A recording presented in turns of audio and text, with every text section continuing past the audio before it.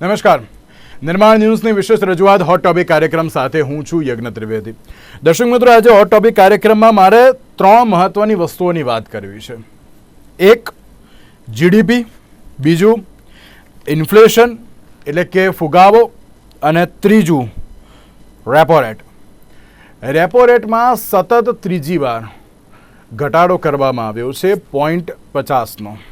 Repo rate 5 વર્ષના સૌથી મોટા ઘટાડા બાદ અત્યારે હાલ તો જે પરિસ્થિતિ જોવા મળી રહી છે તે ઘણી મહત્ત્વની અત્યારે હાલ તો છે. જ્યારે રિઝર્વ બેન્કની વાત કરીએ તો રિઝર્વ બેન્ક ઓફ ઇન્ડિયા દ્વારા જે મોનિટરિંગ પોલિસી કમિટી જે 3 દિવસીય બેઠક હતી, તે બેઠકમાં અલગ અલગ મહત્ત્વના મુદ્દાઓ પર ચર્ચા વિચારણા કરવામાં આવી. રેપો રેટની પરિસ્થિતિ શું છે તેની ઉપર પણ ક્યાંક ચર્ચા વિચારણા કરવામાં આવી અને ત્યારબાદ એક નિર્ણય લેવામાં આવ્યો કે આ પરિસ્થિતિમાં હવે શું કરી શકાય છે આપણે. કારણ કે જ્યારે ઘટાડાની વાત આવતી હોય તો ત્યારે ચલો ઘટાડો તો કરી દેવામાં આવ્યો, હોમ લોન પણ ક્યાંક સસ્તી બનશે તેવી બાબત તો જોવા મળી છે, પરંતુ જે પ્રમાણે ફુગાવાની વાત કરીએ તો આરબીઆઈ દ્વારા અંદાજ અત્યારે તો લગાડવામાં આવ્યો છે 3.7% રહેવાનો જે અંદાજ અત્યારે જોવા મળી રહ્યો છે. 2025 અને 26માં જીડીપી 6.5% અત્યારે હાલના સમયમાં જોવા મળી રહી છે. તેમાં પણ હવે કેવા પ્રકારની પરિસ્થિતિ સર્જાશે તે તો એક સવાલ યથાવત છે, પરંતુ આરબીઆઈના નિર્ણયથી બેન્કિંગ સિસ્ટમમાં આગામી મહિનાઓમાં 2.5 લાખ કરોડની નાણાં પ્રવાહિતા વધવાની પણ અપેક્ષા વધી રહી છે. બહુ મહત્ત્વની વાત છે કે જ્યારે નાણાકીય તરલતાની વાત આવે કે જે અત્યારે હાલ તો માર્કેટમાં રૂપિયો ફરવો બહુ જરૂરી છે. પહેલાંના સમયમાં એવું થયું હતું કે ના ક્યાંક રૂપિયો અત્યારે હાલ તો એક જ જગ્યાએ સ્ટક થઈ ગયો હતો કે ના અત્યારની પરિસ્થિતિમાં અત્યારે રૂપિયો એકદમ સ્ટક થઈ ગયો છે, પૈસા નીકળતા નથી, શું કરીશું, કેવી રીતે કરીશું, બધી બાબતો પર ક્યાંક ચર્ચા થતી હોય છે. પરંતુ તેની બાદ જોવા જઈએ તો હવે ક્યાંક નાણાકીય તરલતા તો જોવા મળી રહી છે. આગામી સમયમાં તેને લઈને કઈ રીતે કામ થશે તે પણ એક સવાલ યથાવત છે. ત્યારે તમામ મુદ્દાઓ પર ચર્ચા વિચારણા કરીશું. તમામ મુદ્દાઓ પર ચર્ચા વિચારણા કરવા માટે અમારી સાથે જોડાઈ ગયા છે સિદ્ધાર્થભાઈ ભટ્ટ કે જેઓ અર્થશાસ્ત્રી છે, સાથે સાથે સીએ નીતિનભાઈ પાઠક આપણી સાથે જોડાઈ ગયા છે કે જેઓ આર્થિક વિશ્લેષક પણ છે. જે આ બંનેનું સૌથી પહેલા તો સ્વાગત છે. સિદ્ધાર્થભાઈ, શરૂઆત હું આપનાથી કરવા માંગીશ. આમ તો છે ને 3 મુદ્દાઓ છે સિદ્ધાર્થભાઈ.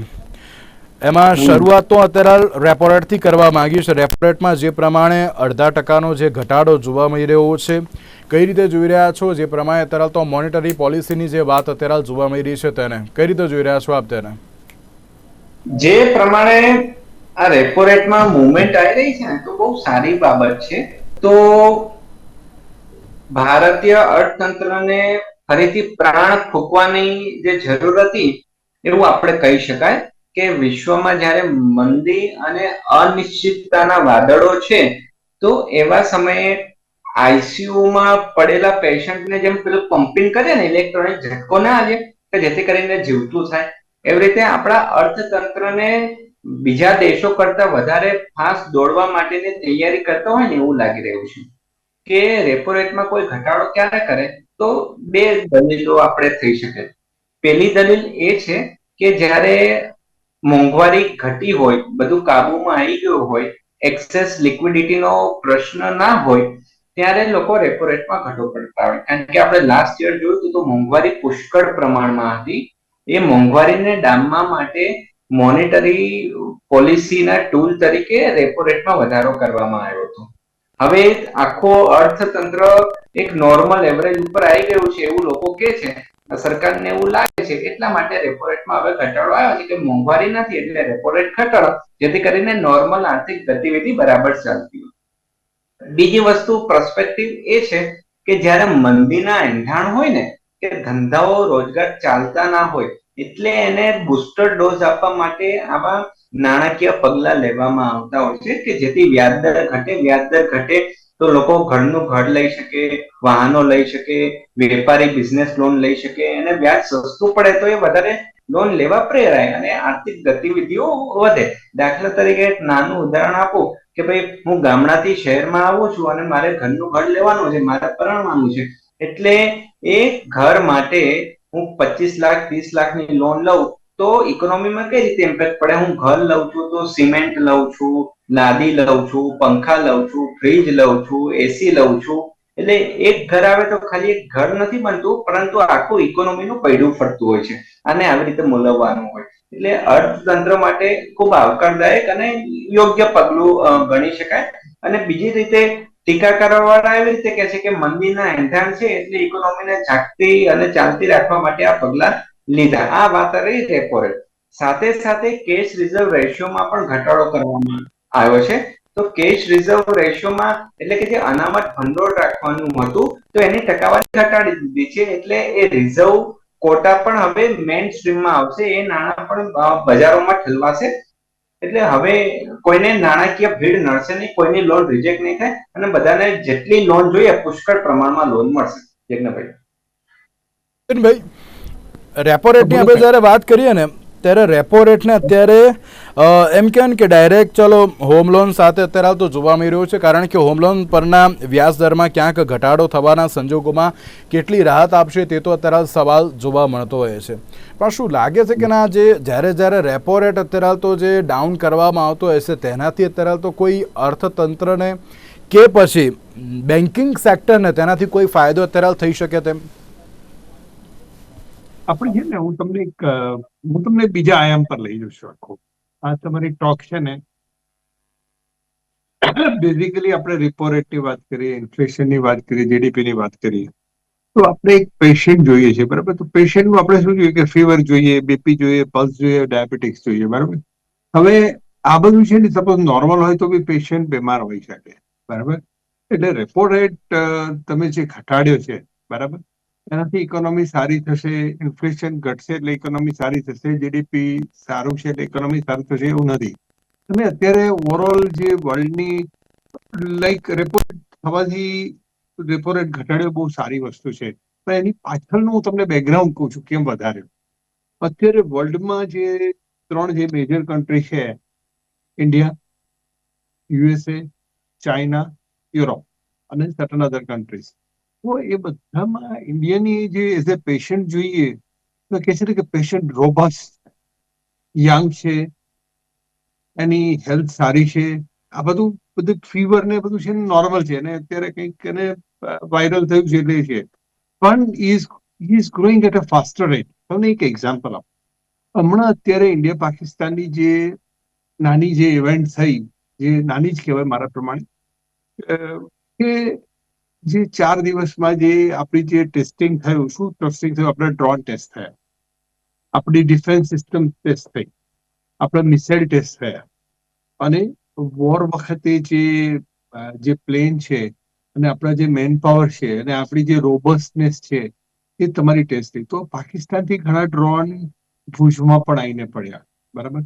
અને જે રીતના આપણે જે એને હેન્ડલ કર્યા, તમે એ જે આપણે જે હેન્ડલ કરી શક્યા એ પાકિસ્તાન નહીં કરી શકે, બીજા અધર કન્ટ્રી નહીં કરી શકે. તો એ એક દેખાડે છે કે ઇન્ડિયાની જે હવે આ જે થયું એનાથી આખી વર્લ્ડમાં આપણી ડિફેન્સ સિસ્ટમ છે એ અમુક જગ્યાએ વીકનેસ હતી, એ આપણને ખબર પડી કે હવે વેચીશું, ડ્રોન આપણે વેચી શકીશું, આપણે મિગ વેચી શકીશું, બધી જે મિસાઇલ સિસ્ટમ વેચી શકીશું. અને ઘણી વખત આપણે મેન પાવર જે આપણો જે પાયલોટ્સ છે, આપણી જે ડિફેન્સ સિસ્ટમ જે છે એ પણ આપણે ટ્રેન કરીશું. તો હવે આપણી જે ઇકોનોમી છે એટલી સ્ટ્રોંગ થઈ ગઈ કે આરબીઆઈ ના ગવર્નર કોન્ફિડન્સ થઈ ગયો, રેપો રેટ નીચો કરી દીધો. એને કે જે થવું હશે જોઈશું. રેપો રેટ નીચે કરવો એટલે એક બહુ મોટી, આખા વર્લ્ડમાં અત્યારે તમે જુઓ તો 6.5 છે, યુએસએમાં 5.2 છે, યુરોપમાં 4.25 છે. આટલા બધા પોપ્યુલેશન પછી પણ ઇન્ડિયાની હિંમતથી એ લોકોએ ઘટાડી દીધો છે. તો એ એક એની પાછળનું એક રીઝન હતું, ઇન્ડિયા પાકિસ્તાનની વોરથી આખો કોન્ફિડન્સ આખો બીજો થયો. પછી આપણે બીજો એક ઇવેન્ટ છે કે ટોરા કરીને વર્લ્ડ વોર 2માં જાપાને અમેરિકા પર હુમલો કર્યો હતો એમના વોરથી. એવી જ રીતના યુક્રેન કહે છે કે અમે રશિયા પર ટોરાનો જે વર્લ્ડ વોર 2માં કર્યું હતું એવું અમે ઇન્સિડન્ટ કર્યું, એનાથી કહે છે કે રશિયાના 42 વિમાનોને અમે ઉડાવી દીધા. એ જ આખી સિસ્ટમ જોઈએ તો ઇન્ડિયાની I am not worried about Ukraine and Russia, I am worried રશિયાની જે ટેરિટરી છે એટલી લાંબી છે, ઇન્ડિયાની ટેરિટરી એ કમ્પેરમાં બહુ નાનું છે, એટલે ઇન્ડિયા પર કોઈએ આ રીતના હુમલો કરવો હોય તો એટલો ઇઝી નથી. નંબર 2, ઇન્ડિયાની જે સિસ્ટમ છે, ઇન્ડિયાના લોકો છે, ઇન્ડિયાની ડ્રોન સિસ્ટમ છે એટલી પાવરફુલ છે કે એ લોકો એટલે રિવર્સ 2 ways આપણા પર લોકો હુમલો કરી શકે પણ ટફ છે. આપણે કોઈના પર હુમલો કરી શકીએ, અમેરિકા પર, યુએસએ પર, ચાઇના પર, તો હા આપણે કરી શકીશું. બીજી વસ્તુ એટલે આપણે એના પરથી જે આપણું જે રેપો રેટ છે, ઇન્ફ્લેશન છે, જીડીપી છે, એ over a period of time બહુ જ આગળથી ઇઝીલી અને એફોર્ટલેસલી વધશે, કારણ કે આપણી ડિફેન્સ વધશે. એટલે ડિફેન્સ એટલે શું કે કોઈ પણ કન્ટ્રીને જો બી એનું પોતાની ઇકોનોમી ગ્રો કરવી હોય તો એનું defence must be very very very powerful. જેમ કે યુએસએ, ચાઇના અત્યારે વર્લ્ડ ઉપર રાજ કરે છે, એનું કારણ કે એમનું ડિફેન્સ પાવરફુલ છે. બીજું આપણે ત્રીજું એક એક્ઝામ્પલ લઈએ જે બહુ જ ઇમ્પોર્ટન્ટ છે. ઇલોન મસ્ક અને ટ્રમ્પ, એ બે જણ ઓપનલી જે ફાઇટ કરી શક્યા, બરાબર. ઇલોન મસ્ક ટ્રમ્પની વિરુદ્ધ બોલી શક્યો. તમને એવું લાગે છે કે મુકેશ અંબાણી સાહેબ, ગૌતમ અદાણી સાહેબ, પ્રાઇમ મિનિસ્ટર મોદી સાહેબની સામે બોલી શકે? Never even thought of it also. એટલે આપણી ઇકોનોમી અને આપણી જે રોબસ્ટ સિસ્ટમ છે એટલી સરસ છે કે તમને એના પરથી બી આઈડિયા આવશે કે યુએસએ ધીમે ધીમે વીક થશે, ચાઇના એજેડ પોપ્યુલેશન છે, એટલે જે રેપો રેટ છે, ઇન્ફ્લેશન છે, જીડીપી છે, આપણી જે ઇકોનોમી છે એટલી સ્ટ્રોંગ થવાની છે. એક જ વીક પોઈન્ટ છે એ હું તમને કહું. વીક પોઈન્ટ એવો છે કે ચાઇનાએ જે રીતના એમની જે ઇન્ફ્રાસ્ટ્રક્ચર ડેવલપ કર્યું એની કમ્પેરિઝનમાં આપણે અત્યારે ઘણા પાછળ છીએ. બીજી વસ્તુ, ચાઇનાએ જે એના જે સુપરલેટિવ રીચ એટલે શું કહેવાય કે એમણે એમના જે સુપર એમડી, એમની જે રિસર્ચ ફેસિલિટી જે એમણે ડેવલપ કરી છે, એ ગવર્મેન્ટ અત્યારે થોડું પાછળ છે. પણ જેવું આપણને ખબર પડે કે આપણે પાછળ છીએ ને, ત્યારે સમજી લેવાનું કે આપણે જીતી ગયા. તમને જ્યાં સુધી તમારી વીકનેસ જ ખબર ના પડે તો શું થાય? તમે આખી ઓવરઓલ ઇકોનોમીના તમે 3 પાસા કીધા, રેપો રેટ, ઇન્ફ્લેશન. ઇન્ફ્લેશન વધે, તમે યુરોપ કરતા અત્યારે ઇન્ડિયામાં ઇન્ફ્લેશન કંટ્રોલમાં છે. છું હું ઇન્ફ્લેશન ઉપર આવું છું, પણ મારે એની પહેલાં એક સવાલ એ પણ આપ બંનેને મારા પૂછવો છે. જીડીપીને લઈને શું કહેશો સિદ્ધાર્થભાઈ? જીડીપી 2025 અને 26માં જીડીપી 6.5% જોવા મળી રહ્યો છે, કે જે પ્રમાણે આરબીઆઈએ કહ્યું છે એ અનુસાર જો હું આંકડાની વાત કરું તો ક્વાર્ટર 1માં 6.5, ક્વાર્ટર 2માં 6.7, ક્વાર્ટર 3માં 6.6 અને ક્વાર્ટર 4માં 6.3% રહેવાનો જે અંદાજ અત્યારે હાલ તો જે જોવા મળી રહ્યો છે, તે અનુસાર મુખ્ય જીડીપીમાં અત્યારે તો વૃદ્ધિનું અનુમાન અત્યારે હાલ તો લગાવવામાં આવી રહ્યું છે. કઈ રીતે જોઈ રહ્યા છો આપ તેના? બહુ સ્વાભાવિક પ્રક્રિયા છે કે વૃદ્ધિ થાય, વિકાસ થાય, અને ભારત તો ડેવલપિંગ નેશન છે, વિકાસશીલ દેશ છે. એટલે કે વિકાસશીલ દેશની સામાન્ય પરિભાષામાં વાત કરું તો જ્યારે એક બાળકનું નિર્માણ થતું હોય તો એની ઉંમર કે એની હાઈટ માન લો કે 15 વર્ષ સુધી વધે કે 18 વર્ષ સુધી વધે, ત્યાં સુધી એની હાઈટ વધે. પછી એક સમયે એ 35 વર્ષનો થાય પછી એની હાઈટ ના વધે. એટલે ભારત એ યુવા દેશ છે, એટલે એનો જીડીપી આપણને 6%, 7% દેખાય છે. બીજા વિશ્વના જે વિકસિત દેશો છે, અમેરિકા છે, જાપાન છે કે યુરોપ છે, એ ઓલરેડી આ લેવલ એમની ઉંમર ક્રોસ કરી ગયા છે, એટલે હવે આપણને ત્યાં વૃદ્ધિ દેખાતી નથી. એટલે આપણા ભારત માટે 6%, 7% બહુ સારી વસ્તુ છે, કારણ કે બીજા વિશ્વના બીજા દેશો તો ઓલરેડી એમના ડેવલપમેન્ટના મેચ્યોર સ્ટેજ ઉપર આવી ગયા છે. એટલે એક સમય 5% હોય ને તોય આપણને બહુ ચિંતા નથી, કારણ કે બીજા દેશો કરતા આપણે સ્પીડમાં જ છે. પરંતુ ચિંતા એ બાબતની કરવી જોઈશે કે આપણે અમેરિકાની વસ્તી 35 કરોડ છે, યુરોપની વસ્તી બધી ભેગી કરો ને તો 30 કરોડની ઉપર જતી નથી, અને ભારતની 150 કરોડની વસ્તી છે, અને બધાને વૃદ્ધિ કરવો છે, બધાને વિકાસ કરવો છે. એટલે વિકાસના વ્યક્તિગત માથાદીઠ આવકને પહોંચી વળવા માટે આપણું જીડીપી 7%, 8% કે 9% તો નહીં થાય, 7-8%ની રેન્જમાં રહે ને ત્યારે જઈને આપણા જેવા યુવાનોને 2 ટંકે રોટલો સારો મળી શકે એવી પરિસ્થિતિનું સર્જન થાય. જો આ 5% પહોંચી જાય ને તો જે માલેતું ઝાડ છે એમને જ હચવાઈ જાય. મારા જે ગરીબ લોકો છે એ 80 કરોડને હજી રાશન હજી બીજા 5 વર્ષ આપવું પડે એવી પરિસ્થિતિ થાય. એટલે જીડીપી નો જે આ ઇન્ડિકેશન છે તો મેક્સિમમ એવો પ્રયત્ન કરવો જોઈએ કે 8-9%ની આજુબાજુ રહે ને, એટલે એમાં નીતિ અને રીતિ બંને સુમેળે ચાલે ત્યારે જ મેળ પડે. યજ્ઞભાઈ બિલકુલ. અને વૈશ્વિક પરિપ્રેક્ષ્યમાં જો જોવા જઈએ તો સિદ્ધાર્થભાઈ, IMFના અનુસાર વૈશ્વિક અર્થતંત્ર 2025માં 2.8% છે, 2026માં 3%ની વૃદ્ધિ પણ અત્યારે દર્શાવશે તેવી બાબત જોવા મળી રહી છે. જ્યારે ભારત 6.2% અને 6.3% અત્યારે તો એમ કહેવાય ને કે જે વૃદ્ધિ સાથે આગળ રહેશે તેવું એક અત્યારે કહેવામાં આવ્યું છે. તો IMF અનુસાર પણ અત્યારે તો GDP આપ કઈ રીતે જોઈ રહ્યા છો? 100% ઇન્ટરનેશનલ મોનેટરી ફંડ ને તો આખા વિશ્વના ડેટા આવતા હોય, કારણ કે બધા એની જોડે પૈસા લેવા જતા હોય, કોક એને પૈસા આપતું હોય, એટલે એમનો જે પ્રિડિક્શન હોય, મેઝરમેન્ટ હોય, એ વૈશ્વિક તુલનાએ ઘણું ખરું અક્યુરેટ જ હોતું હોય છે. કારણ કે IMF માં જે લોકો કામ કરે છે તો આખા વિશ્વના દરેક પ્રકારના અર્થશાસ્ત્રીઓ એમાં કામ કરતા હોય છે. એટલે એમને જે જીડીપી નો મેઝરમેન્ટ આપ્યું અને અગાઉના વક્તાશ્રીએ કીધું કે કદાચ યુદ્ધના ભણકારામાં કોન્ફિડન્સ ડાઉન થઈ ગયો હતો, પણ હવે બધું નોર્મલ છે. કાલે જ આપણે જોયું કે જમ્મુ કાશ્મીરમાં ચિનાબરેલ ઉપર આપણા મોદી સાહેબે ભારતની ઝંડી ફરકાઈ અને ઈશારો આપી દીધો કે ये आज का भारत है और मोदी है तो मुमकिन है. એટલે 2047 નું જે ગ્લોબલ પાવર હાઉસ બનવાનું સપનું છે, તો એની માટેની પૂર્વ શરત એ છે કે આપણો જીડીપી આવનારા 10 વર્ષ સુધી, એટલે કે ઓલિમ્પિક આવે ત્યાં સુધી 7 થી 8% દરે વધે, ત્યારે જ ભટ્ટ સાહેબ સ્ટેબલ રહેશે ખરી?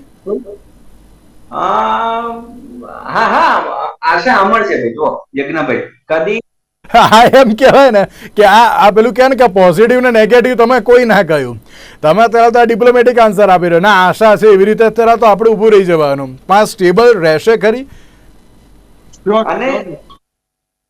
અને સ્ટેબલ રહેશે એનું હું તમને સચોટ એક આંકડાકીય કારણો આપું કે આજથી 10 વર્ષ પહેલા, એટલે કે જ્યારે મોદી સાહેબ દેશના વડાપ્રધાન નહોતા, ત્યારે ઇન્કમ ટેક્સ રિટર્ન ફાઇલ કરનારી લોકો 3 કરોડ હતા, 3.5 કરોડ હતા. અને મોદી સાહેબ વડાપ્રધાન બન્યા પછી જે ડિજિટલ ક્રાંતિ થઈ છે, તો આજે રિટર્ન ફાઇલ કરનારાની સંખ્યા ડબલ થઈ ગઈ છે. એટલે 7 થી 8 કરોડ લોકો રિટર્ન ફાઇલ કરતા થઈ ગયા છે. દેશમાં ખૂણે ખૂણે ડિજિટલ ક્રાંતિ થઈ ગઈ છે. પછી એ અલગ વસ્તુ છે કે ગુજરાતમાં કૌભાંડો થતા હોય અને નળની ચકલી હોય પણ પાઇપ ના હોય. એ કૌભાંડો તો એની સરકાર એના પ્રયત્નો કરે છે, એકના રિપોર્ટ આવે છે, પરંતુ મુખ્ય આપણો યુવા ધન છે અને યુવા ધનને જે સ્ટાર્ટઅપની ચાનક ચડી છે, એટલે આનો રિઝલ્ટ આપને આવનારા 5-10 વર્ષમાં દેખાશે કે જ્યારે આપણા ગુજરાતનો દરેક યુવાન સ્ટાર્ટઅપ લઈને મોટો ધંધો બનશે, સ્ટાર્ટઅપ થી લઈને આઈપીઓ સુધી જશે. એટલે આ આપણે હકારાત્મક અભિગમ જ રાખવો પડશે અને એના લીધે આપણી ઇકોનોમી ચાલશે. અને બીજી વાત એ પણ કરી દઉં કે ભારત એવો દેશ છે કે સરકાર કોઈની પણ હોય, આપણો દેશ, આપણું ગુજરાત એની રીતે ચાલે છે. કોઈ હોય તોય ફરક નથી પડતો, ના હોય તોય ફરક નથી પડતો, ધંધો ધંધાની રીતે ચાલશે.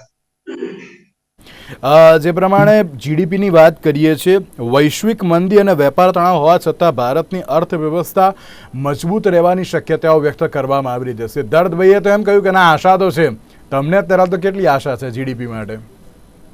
આમાં એવું છે કે ઇન્ડિયામાં અત્યારે જે રીતના જે ગ્રોથ થઈ રહ્યો છે, તમે જુઓ તો પહેલું તો તમે અત્યારે 10 વર્ષ પહેલા જુઓ, 10 વર્ષ પાછળ જાઓ, 5 વર્ષ પાછળ જાઓ, તો તમે જુઓ તો ઘણો બધો ફરક પડી ગયો છે. તમે જુઓ તો અત્યારે આપણું જે યુએસએ ની ઇકોનોમી છે એ 2.5% રેટે વધે છે, ચાઇના 5%, જર્મની 0.2%, જાપાન 0.9%, આપણું 6.8 રેટ છે. અને આપણું પીપીપી 2000, પીપીપી માં આપણે ઇન્ડિયા, યુએસએ, ચાઇના પછી આપણો નંબર 1 છે પર્ચેસિંગ પાવર ઇક્વિટી જે કહીએ છીએ. અને 2027-28 માં આપણો ત્રીજો નંબર આવી જશે. પર કેપિટલ જે ઇન્કમ છે આપણી $2800 છે, જે આપણને એમ લાગે કે ઓછી છે, પણ એઝ કમ્પેર ટુ તમે જુઓ તો પહેલા જે અત્યારે વર્લ્ડમાં, અત્યારે પહેલા જે આપણે મેડિકલમાં જે એડમિશન મળતું હતું, બરાબર, કેટલા લોકોને મેડિકલ એડમિશનમાં લેવું એ અઘરું પડતું હતું. અત્યારે કેટલી IIT છે, કેટલી IIT છે. અને ડિફેન્સમાં જે રીતના આપણું પ્રોડક્શન જે વધી રહ્યું છે, જે અત્યારે ભારતનો જે ડંકો જે વર્લ્ડ લેવલે વાગે છે, એ તમને 5 વર્ષ પછી દેખાશે કે એક્સપોર્ટ કેવી રીતના વધી ગયું છે. અને બીજું જે આપણે અત્યારે જે વિચારીએ છીએ કે ઇન્ડિયાનો ગ્રોથ જે પહેલા જે 5 વર્ષ થયો હતો એ પ્રમાણે થશે, આપણે આશા રાખીએ છીએ, પણ હું એવું માનતો જ નથી, આશા છે જ નહીં. અત્યારે જે રીતના યુથ જે રીતના આગળ વધી રહ્યું છે, જે રીતના ઇન્ફ્રાસ્ટ્રક્ચર ડેવલપ થઈ રહ્યું છે, તમે ખાલી વિચારી જુઓ કે કુંભ મેળામાં જે રીતના એનું મેનેજમેન્ટ થયું, કોઈ કન્ટ્રી એ મેનેજ કરી શકે છે કે નહીં? નહીં થઈ શકે. જેમ કે અત્યારે આપણે જે આઈપીએલ રમી એમાં જે એક બેડ ઇન્સિડન્ટ થયો આરસીબીમાં, પણ તમે વર્લ્ડ લેવલે જુઓ તો વર્લ્ડ લેવલે નથી થતો. વર્લ્ડ લેવલે ફ્રાન્સમાં 2 દિવસ પછી ફ્રાન્સમાં જે એમની જે ઇકોનોમી થઈ તો કેટલા વાહનો તૂટ્યા, કેટલું એ થયું. આમાં તો જે આરસીબીના વર્લ્ડમાં તો ભૂલ હતી જ, પણ આ તો ફ્રાન્સમાં વેલ પ્લાન હતું તો પણ ભૂલ થાય છે. એટલે તમે ઓવરઓલ જુઓ આપણા કન્ટ્રીની જે આખી જે પોલિસી મેટર છે, જે રીતના હેન્ડલ થયું છે. હું તમને એક્ઝામ્પલ આપું કે વોરમાં જે રીતના ભુજમાં જે રીતના અમુક ડ્રોન આવીને પાકિસ્તાનથી પડ્યા, જે ઇન્ડિયાવાળા મેનેજ કરી શક્યા. ભુજના દરેક માણસને એવું હતું કે અમને આ જે ઇવેન્ટ છે એમને 5 અઠવાડિયું રાહ જુઓ, અમે પાકિસ્તાન પર કબજો કરી લીધો, એવું આખા ભુજના અને લોકોમાં એટલો કોન્ફિડન્સ હતો. એ બતાવે છે કે ઇકોનોમી, જીડીપી, રેપો રેટ આ બધું વધવાનું છે. મેં તમને પહેલા કીધું કે એક પેશન્ટને અત્યારે બહુ જ તાવ આવી ગયો છે અને એના બધા જ જે પેરામીટર્સ છે, ફીવર, બધા હેવાયર થઈ ગયા છે. પણ જેવું એનું વાયરલ ઇન્ફેક્શન ડાઉન જશે એ તરત ઉપર આવી જશે. અને એક મરેલો માણસ છે, એના બધા જ પેરામીટર સરખા છે પણ કશું થવાનું નથી. એ રીતના હું ભટ્ટ સાહેબ જોડે, ભટ્ટ સાહેબથી એવું તો ના કહેવાય કે 100% થશે, પણ હું આશા તો નથી રાખતો, પણ 1000 ટાઈમ આગળ જશે. ખાલી એક જ વસ્તુ છે કે લોકોનામાં એક જે દેશની ભાવના છે એ વાગશે, લોકોને કામ કરવાની તમન્ના આવશે, એક મોરલ સપોર્ટ જે સ્ટ્રક્ચર ઊભું થશે. તો મને નથી લાગતું કે કોઈ જ સંજોગોમાં IIM, IIT, medical, super MD, આ જે બધું જ જો એજ્યુકેશન ક્વોલિફિકેશન પ્રમાણે જો આપશે તો હંમેશા જીડીપી વધશે જ. હજુ એક સવાલ આપને જ, ત્યારબાદ ભટ્ટ સાહેબને. ઇન્ફ્લેશન રેટની વાત કરીએ છીએ, જે પ્રમાણે આરબીઆઈએ તો કહ્યું છે 3.7% રહેવાની જે અનુમાન છે, પરંતુ જુલાઈ 2019ની વાત કરીએ તેમાં જે 4%નો જે અત્યારે તો અંદાજ હતો ને તે અનુસાર જોવા જઈએ તો ઘણો ઓછો અત્યારે તો જે ઇન્ફ્લેશન રેટ જોવા મળી રહ્યું છે. કઈ રીતે જોઈ રહ્યા છો આપ તેને?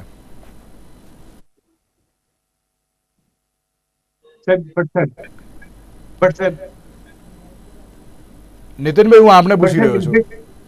મને પૂછ્યું ઓકે, ઇન્ફ્લેશન, મારું એવું માનવું છે કે ઇન્ફ્લેશન અત્યારે કંટ્રોલમાં છે. કારણ કે એક તો તમે બેઝિકલી આપણો જે મેઇન ઇસ્યુ છે એ ઓઇલ પ્રાઇસ છે. ઓઇલ પ્રાઇસ ઘણો બધો ડાઉન જાય છે. જેવું ઓઇલ પ્રાઇસ કંટ્રોલમાં હોય એ તરત જ આપણી ઇકોનોમીને મોટી અસર કરે છે. અત્યારે ઓઇલ પ્રાઇસને લીધે પ્લસ આપણી પાસે ફૂડમાં સરપ્લસ છે.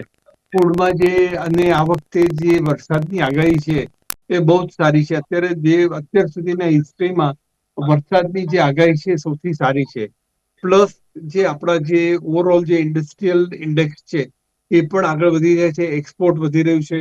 પ્લસ વર્લ્ડમાં જે રીતના અત્યારે ક્રાઇસિસ ઊભી થઈ રહી છે એ રીતના આપણું એક્સપોર્ટ વધવાનું છે, તો ઇન્ફ્લેશન આપણા કંટ્રોલમાં જ રહેશે. અને જેવું ઇન્ફ્લેશન રહેશે એ રીતના શેર માર્કેટ પણ ઉચકાશે. અને સૌથી વધારે જેવો વરસાદ સારો પડવાની આશા હશે એ રીતના 500,000 પોઈન્ટ ઇન્ડેક્સ તો સીધો શેરમાં જતો રહેશે. એટલે એને લીધે ઇન્ફ્લેશનને પણ સારી અસર પડશે એવું મારું માનવું છે. સિદ્ધાર્થભાઈ, આપ શું કહેશો ઇન્ફ્લેશનને લઈને? કારણ કે જે રીતે નીતિનભાઈએ કહ્યું કે ના, અત્યારે વાત સાચી છે, શાકભાજીની કિંમતોમાં 11% જેટલો ઘટાડો જોવા મળી રહ્યો છે. અનાજ અને દાળના ભાવમાં પણ અત્યારે તો ઘટાડો જોવા મળી રહ્યો છે. કઈ રીતે જોઈ રહ્યા છો આપ તેને પણ? ઇન્ફ્લેશન ફુગાવાના આપણે 3 પર્સપેક્ટિવથી વાત કરીએ. પેલી રોજિંદી જરૂરિયાતોની વાત કરીએ કે એમાં ફળ ફળાદી, દૂધ, કઠોળ, શાકભાજીની વાત કરીએ. તો દાખલા તરીકે હું, મારી ઘરવાળી, મારા 2 છોકરા અને મારા વૃદ્ધ મા બાપ એ રહેતા હોય એટલે મારે 2 લીટર દૂધ જોઈએ. એટલે એ 1 લીટર દૂધનો ભાવ 70. એટલે રોજના મારે 150 રૂપિયા તો દૂધમાં જતા રહે, બીજા 100 રૂપિયા શાકભાજીમાં જતા રહે. હવે મારો પગાર માની લો કે મહિનાનો 10,000 હોય તો એમાંથી 3 થી 4,000 તો મારે દૂધમાં ખાવા પીવામાં જતા રહે છે. તો મારા છોકરાને ભણાવવું કઈ રીતે? એક સેમિસ્ટરની ફી 50,000 ચાલે છે. એટલે ક્યાંક ને ક્યાંક ભારતમાં જો આપણે ઇન્કમ ટેક્સ રિટર્ન 10 કરોડ લોકો ફાઇલ કરતા હોય, એનો મતલબ એવો થયો કે 140 કરોડ લોકો રિટર્ન ફાઇલ નથી કરતા. 140 કરોડ રિટર્ન ફાઇલ નથી કરતા એટલે કે એમની આવક વાર્ષિક 12 લાખ કરતા ઓછી રહેવાની છે. અત્યારે 7 લાખ છે, આવતા વર્ષે 12 લાખ થશે. 7 લાખ કરતા ઓછી આવક છે. 7 લાખ કરતા ઓછી આવક હોય એટલે એને તમે એક ઘરમાં 4 ખાવાવાળા હોય તો તમે ભાગી નાખો. એટલે મારે ઇન્ફ્લેશન ચિંતા કરવાની ક્યાં જરૂર છે, કારણ કે મને આમે પરવડવાનું નથી. જે પરવડવાનું છે તો મધ્યમ વર્ગ પીસાઈ જવાનો છે કે ઇન્ફ્લેશન ઘટ્યું છે, પણ કયા આધારે ઘટ્યું છે કેસ ટુ કેસ આપણે જોવું પડશે. કે શાકભાજી ઉનાળો આવે, સ્વાભાવિક છે કે દૂધના ભાવ વધે, પણ અને અત્યારે પ્રોડક્શન ના થતું હોય તો જો ભાવ વધવા જોઈએ નથી વધ્યા તો it is a positive thing. અને એવું આપણે આશા રાખીએ કે આવનારા સમયમાં પણ ચોમાસું સારું જશે એટલે ઉત્પાદન પુષ્કળ પ્રમાણમાં ખેતીવાડીમાં થશે અને ભાવ કંટ્રોલમાં રહેશે. હવે આમાં સટોડિયા પિક્ચરમાં ના આવે તો એક જોવાનું રહેશે, કારણ કે જેમ આઈપીએલમાં સટોડિયા આવે ને બ્લેક કરતા રહે એવી રીતે શાકભાજીમાં આપણા ખેડૂતો તો વર્ષોથી પીસાતા રહ્યા છે, હજી કોઈ સોલ્યુશન આવ્યું નથી. હવે વાત આવે વ્હાઇટ કન્ઝ્યુમર ગુડ્સની, અથવા ઇલેક્ટ્રોનિક્સ વસ્તુની, અથવા તો મોજ શોખની વસ્તુ પર મારે બાઇક લેવું છે, ટીવી લેવું છે, એસી લેવું છે, મોબાઈલ લેવો છે, તો એમાં ઇલેક્ટ્રોનિક્સ આઇટમમાં ભાવ ઘટી રહ્યા છે કારણ કે કોમ્પિટિશન એટલું વધી રહ્યું છે. તો એક પોઝિટિવ બાબત છે. બીજું, વાહનો જે વેચાણના આંકડા જોઈએ તો 2 વ્હીલર અને 4 વ્હીલર સ્ટેગ્નન્ટ રહ્યું છે. લાસ્ટ યરની કમ્પેરિઝનમાં વેચાણ એનાથી વધ્યું નથી પણ સ્ટેબલ અને એનાથી ઘટ્યું છે. એટલે ઇકોનોમી જે દોડવી જોઈએ દોડતી નથી, એ ચાલી રહી છે. અને આ જે રેપો રેટ ઘટાડો, સીઆરઆર ઘટાડો તો ઇકોનોમીને ચાલવામાંથી દોડવામાં બીજું એન્જિન લગાવવાનો પ્રયત્ન કરવામાં આવ્યો છે. ઇન્ફ્લેશન વધવાનું નથી આજની તારીખે એવું લાગે છે. બિલકુલ. હવે જોવાનું એ રહ્યું કે આગામી સમયમાં ભારતના અર્થતંત્રમાં કેવા અત્યારે તો ઉતાર ચઢાવ જોવા મળે છે. આ બંને મારી સાથે જોડાયા, બંનેનો ખૂબ ખૂબ આભાર. તો આજના વિશેષ કાર્યક્રમમાં મને આપશો રજા. નમસ્કાર.